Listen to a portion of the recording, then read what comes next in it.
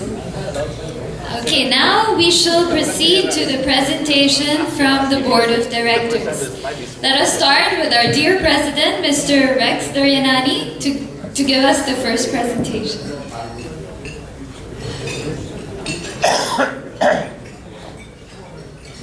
Good evening again, everybody. So, this evening we're going to have some fun. We're going to communicate. We're going to realize a lot of things together. And the last time I presented to anybody was when I was graduating college, way back in 1990. And this is the first time that I've actually made a PowerPoint with the help of my 17-year-old daughter. This is the first time I'm using a clicker. This clicker represents something, because who would have thought 25 years ago that you could actually click a button and actually get a presentation going? And so this signifies that the amount of change that has happened in the last few years is far, far, far greater than the change that happened in the last 30 years. And with all these changes, it is important that we as a chamber adjust to these changes and move forward with these changes. And so, let's ask ourselves a couple of questions. Where are we as a Chamber of Commerce? Where do we need to be as a Chamber of Commerce? And how do we get there? With all the changes that's going on. Our website, which is the front end of our chamber, this is how we communicate with the world, says that we are one of the pioneer ethnic chambers in the Philippines. True. We are engaged in promoting the business and social interests of the Filipino-Indian community in the Philippines. My question, to what extent? We work for the enhancement of relations and the integration of Indian business interests in the Philippine economy and society. Again, to what extent? We are a premier business organization in the Philippines. Amazing words. Our vision, which we wrote 20 years ago, during the time of the late President Gurmukh Mirpur. Vision of the Chamber for the last 20 years is the FICC will be the premier business chamber and front runner of Indian trade, investment, and presence in the Philippines. Our mission is to build bridges between all government and private agencies, all international bodies present locally or internationally, in pursuit of our vision and under the mantle of our credo. You notice all is capitalized. Think about it. Our credo, being faithful servants of the Almighty, we believe our paramount responsibility is to be of service to our members. In meeting their needs, we constantly strive to provide information and avenues for business, growth, and development through national and international linkages. In valuing professionalism, everything we do must come from excellence. In respecting their dignity and value, we endeavor to make every member feel free to express their thoughts, voice, and constructive sentiments for the benefit of the general body. We also encourage unity, brotherhood, within the Filipino-Indian community to enhance harmony and goodwill. We are socially responsible to the community in which we live and work and seek guidance and grace from the Almighty in upholding this freedom. 20 years ago, we actually wrote, in my humble opinion, an amazing vision and a credo. Our aims and objectives, as listed in our website. For over 60 years since its founding, the FICCI has been diligent in pursuing these aims and objectives. To enhance the prestige of the Filipino-Indian business community in the Philippines. To foster a stronger sense of brotherhood among its members and the the Filipino people. To promote cordial business relations with Filipinos and other business communities in the Philippines and internationally. To respond fully to the needs of a progressive economy and cooperate in every way with the government of the Philippines. To promote the business and social interests of the Filipino-Indian community in the Philippines. So let me ask you, to what extent have we achieved what we say we are? Don't you think it's really not important? It's not as important to just say it. But shouldn't we actually live it? Shouldn't we actually achieve it? And if we haven't achieved it, why haven't we? Why have we not achieved it to the level we should have? What are the obstacles? There are obstacles. And how do we overcome them? How do we achieve our vision, mission, aims, and objectives? I don't think we need to change anything with what was written 20 years ago. I think what was written 20 years ago applies even right now and today. We need to change our mindset. With so much change that has happened, it's important that we all together as a chamber. What is a chamber? A chamber is not a room. Everybody in this room is the chamber. And so with all the change that is happening, it's important that everybody in this room change the way we think. It's actually very difficult to be a president. You get a lot of advice. And when you get advice, the advice that you follow, you get applauded. The advice you don't follow, say, "Chale manu. Samjhe to hushara." One guy called me and said, "Rex, you have to make sure in all your meetings there's Indian food." I said, "What the hell? Why do you want Indian food? Don't you get that at home? Let's have some international food. We're spending for it. Do we actually want Indian food in our membership meetings?" There's "Nahi, Baisa. You need to have Indian food." I said, "Kyun? Why?" Yaar, bibi nahi deta hai. My wife doesn't give it to me at home, for those who don't understand it. "Kyun nahi deta hai? Why doesn't she give it to you?" "Bahut mota ho gaya. I've gained too much weight." But seriously, simple thing, we actually get complaints over why wasn't there Indian food in a meeting. Right? And to me, again, this is mindset. I mean, seriously, with all the stuff we got to deal with in our daily lives, do we actually really need to think about whether or not we get Indian food when we come to a meeting? I mean, seriously, let's have the Indian food at home and let's have some good international food. Again, it's a mindset. And this is just one example, but we get a whole load of suggestions and we appreciate it. Keep it coming. But please do give your board and your future boards the leeway to try to do things different. Some may work and some doesn't. May not work. The idea is we tried something different. How do we change the mindset? It's important that we trust our leaders. We have come from an era where we face a huge challenge today. We have made it one of our main objectives to ask the young guys to come in. And the feedback that we get from the young guys is quite sad.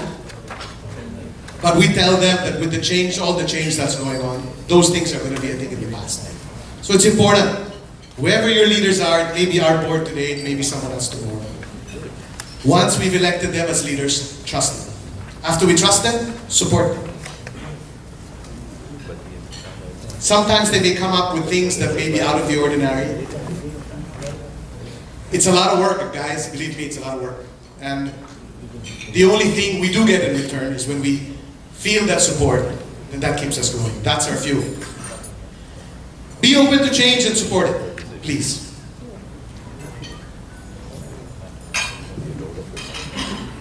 I hope I don't get impeached for this next thing. We are a business chamber, not a social club. And the sooner we shift our mindset to understand that we are really a business chamber, that really needs to be the priority, that is the time we're going to start feeling really proud of being a member of the Federation of Indian Chambers of Commerce. So far, nobody's applauding, so I don't know whether you're agreeing or disagreeing with me. But I'm assuming you agree.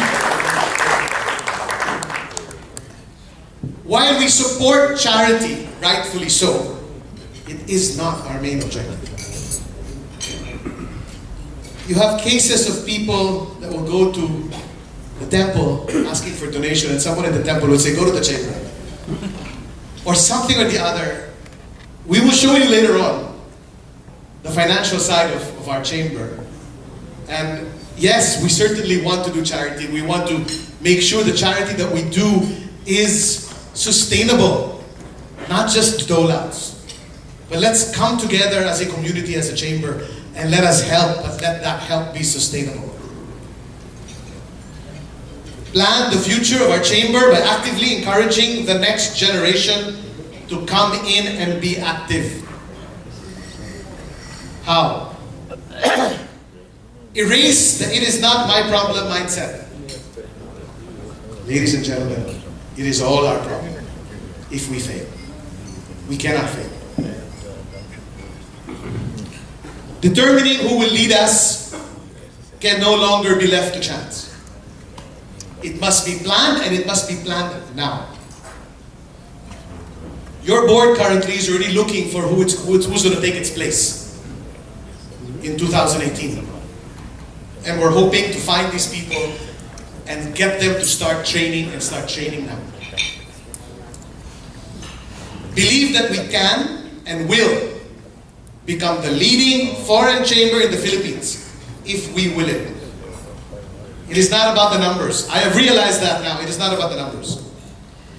It is about the quality and the caliber that we possess. I am very, very proud to let you know that as Indians, the quality that we have among our members, we already have it. Let us use it to our advantage. We have been actively involved in Senate committee hearings. We have recently shown our full support to the inclusive growth model of small and medium-scale enterprises. And in the work that we have done, we have excelled. And members of the Philippine government have seen it, and they've actually said, we didn't know you Indians were actually good when it came to small and medium-scale enterprises and for mentoring entrepreneurs. And I told them, entrepreneurship is in our blood. That's what we do best. The Indians are the Jews of Asia. Of course we're good. Rome was not built in a day. Let us start building Rome, and let us do it now. Rome costs money. If we pay peanuts, we get monkeys. Yep. We need to professionalize our operations. How? Upgrade and professionalize our secretariat. Ladies and gentlemen, we are the only chamber that doesn't have an executive director. We are the only chamber that doesn't have a professional running the office and getting board direction implemented. It is a misnomer to expect any board director to actually go out and do all this work. At the end of the day, we need to make a living. We need to put food on the table. So that's why they're called board of directors. They direct strategy. But if you don't have professionals running your secretariat, how are you going to implement this? Today we see ourselves writing position papers. We see ourselves contacting so many people in government and with other chambers of commerce, making things happen. It's not sustainable. So we need to professionalize. And I mean it. The only chamber doesn't have an executive director. Hire an executive director who implements board direction. Constructive criticisms only, please. Part of the changing of mindset. No board is going to get things done right all the time, 100%. People are going to make mistakes. We welcome all the constructive criticisms. Let's do away with the non-constructive. Let us avoid complaining, instead offer concrete solutions. With the pool of talent that we have in this chamber, there's so many things that's going on. Endo, tax reform, so many things. As we communicate with you, please come forward and throw your ideas to us. That way we can add this on when we communicate with government and make things happening. They are beginning to listen. They are beginning to take notice. Let us take advantage of that. Market and be proud of our chamber and our community. I don't know how many of you have visited the chamber's Facebook page, but I actually started posting a lot of stuff on that page, and I actually asked non-Indians to actually start liking it. The Indian Chamber of Commerce needs to open itself up to the members of the Philippine and international business community. Because again, there is a lot of opportunities. Our dear past presidents and past boards have already created the platform. The platform, the mechanism is there. All we need to do is take full advantage of that platform and mechanism and to make it happen. And it can happen if we will it. How? Please participate in our Facebook group and our website. When you see things, like it, share it. Invite your friends to like the Facebook page of the chamber. Get the word out of who we are and what we do.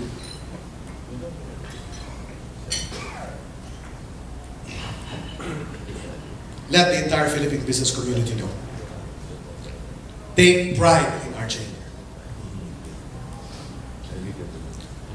Feel free to put our chamber's logo on your calling cards, your stationaries, and say, member of the Federation of Indian Chambers of Commerce. When we communicate with our suppliers, our business partners, we have every reason to be proud because we are among a group of amazing, intelligent, creative people. I believe that. And I'm sure as I look at you, you believe it as well. Recently, yours truly was invited to join the president in Beijing. And we were the only Indian that joined that 500-man delegation. It opened my eyes to so much. You had 500 Chinese nationals that actually were scrambling to join the delegation. And initially I thought it was crazy. How can you have 500 people? And when I got there, I realized the networking opportunities are amazing. Where else better to network and find suppliers, customers, business contacts in a plane of 400 top businessmen of the Philippines? So, yes, it's not cheap. Yes, it costs money. But I strongly advise you, moving forward, to be open to this and join these delegations. If we can focus on these three aspects first, then we have everything to look forward to. There's a lot of work that needs to be done. But let's just keep it with the three things that I mentioned. And if we're able to achieve that, then let's turn the page and move forward with the next. Next gen, guys and gals. Encourage, arm twist if need be, force if need be, request, push the younger members of our community to get involved in our chamber. For those of us that are parents, it is our duty, our responsibility, our obligation to make this happen. Bring in more women to our chamber. Never in the entire history of the world have women played a more important role than now. Let us harness their strength. A round of applause to the two women that we have here. I am looking forward to the day that we will have a lady on the next board of directors. Yes? Yes? It's going to make our meetings more exciting.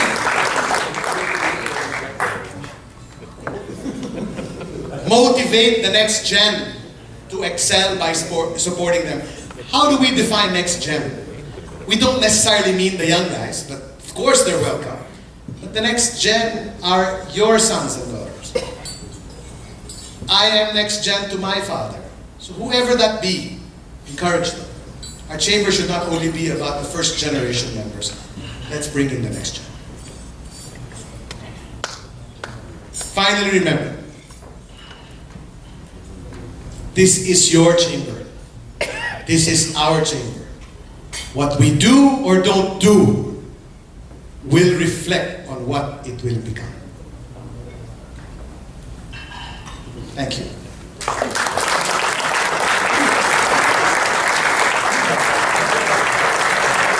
I leave it up to your imagination to figure out why Batman is there.